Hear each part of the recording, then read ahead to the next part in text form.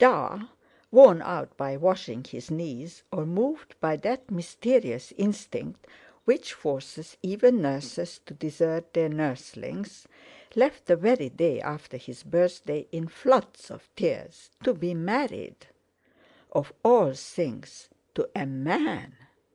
Little John, from whom it had been kept, was inconsolable for an afternoon. It ought not to have been kept from him.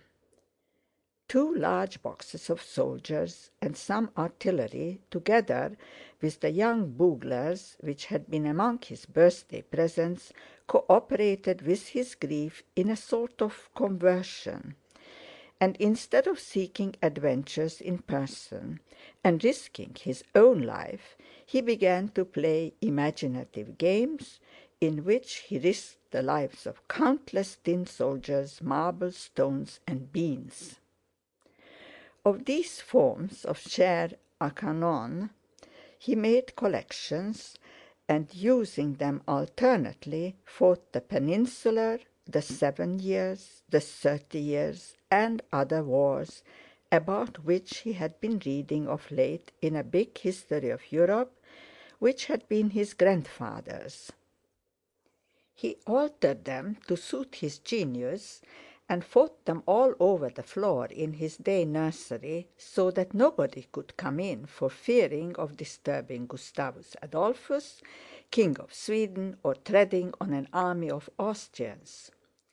Because of the sound of the word, he was passionately addicted to the Austrians, and finding there were so few battles in which they were successful, he had to invent them in his games.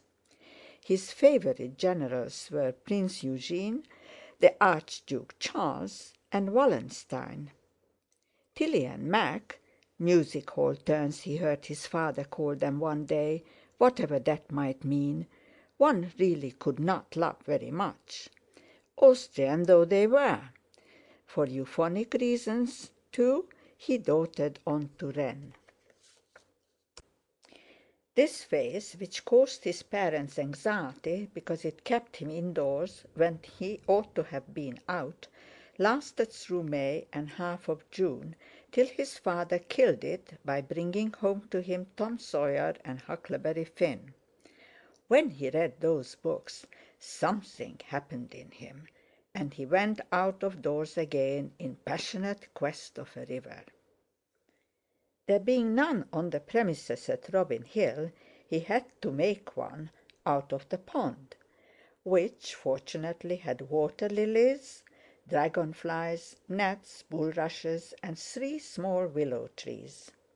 On this pond, after his father and Garrett had ascertained by sounding that it had a reliable bottom and was nowhere more than 2 feet deep, he was allowed a little collapsible canoe, in which he spent hours and hours paddling and lying down out of sight of Indian Joe and other enemies. On the shore of the pond, too, he built himself a wigwam, about 4 feet square, of old biscuit tins, roofed in by boughs. In this he would make little fires and cook the birds he had not shot with his gun, hunting in the coppice and fields, or the fish he did not catch in the pond because there were none. This occupied the rest of June and that July when his father and mother were away in Ireland.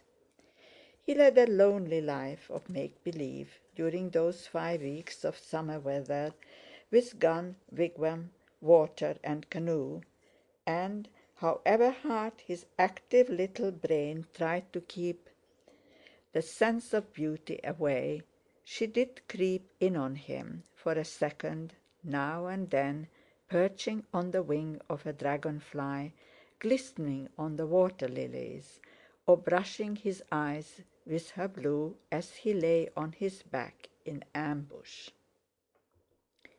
Auntie June, who had been left in charge, had a grown-up in the house, with a cough and a large piece of putty, which he was making into a face, so she hardly ever came down to see him in the pond. Once, however, she brought with her two other grown-ups, little John, who happened to have painted his naked self bright blue and yellow in stripes out of his father's watercolor box, and put some duck's feathers in his hair, saw them coming, and ambushed himself among the willows. As he had foreseen, they came at once to his wigwam, and knelt down to look inside, so that with a blood-curdling yell he was able to take the scalps of Auntie June and the woman grown up in an almost complete manner before they kissed him. The names of the two grown-ups were Auntie Holly and Uncle Val, who had a brown face and a little limp and laughed at him terribly. He took a fancy to Auntie Holly, who seemed to be a sister too, but they both went away the same afternoon, and he did not see them again. 3 days before his father and mother were to come home, Auntie June also went off in a great hurry, taking the grown-up, who coughed, and his piece of putty. And Mademoiselle said, "Poor man, he was very ill. I forbid you to go into his room, John."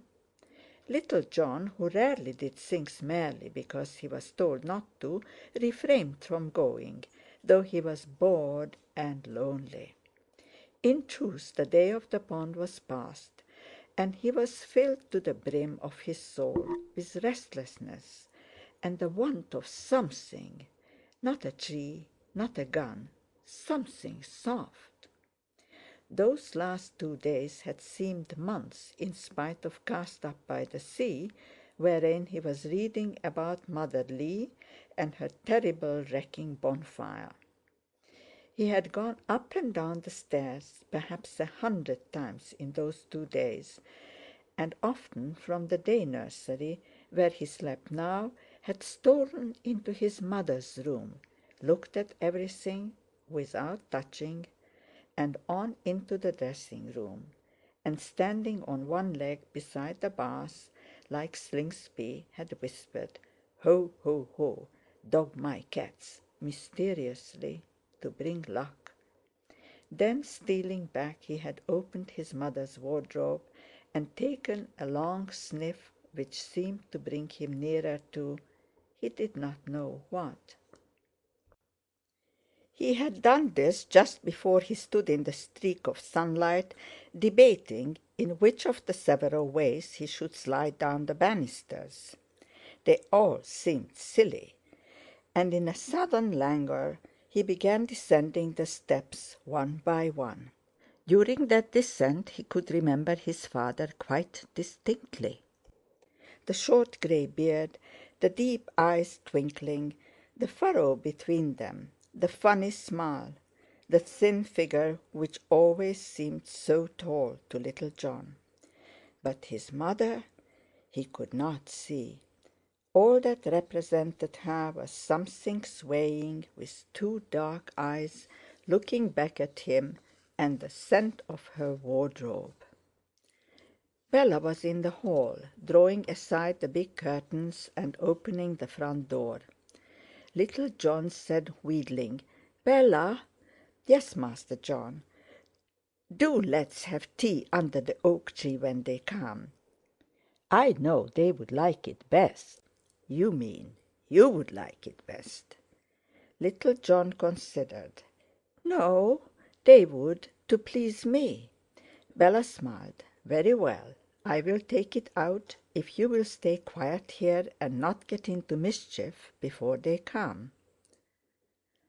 Little John sat down on the bottom step and nodded. Bella came close and looked him over. "Get up," she said. Little John got up. She scrutinized him behind. He was not green, and his knees seemed clean. "All right," she said. "My, aren't you brown? Give me a kiss." And little John received a peck on his hair. "What jam?" he asked. "I'm so tired of waiting." Gooseberry and strawberry. They were his favorites. When she was gone, he sat still for quite a minute.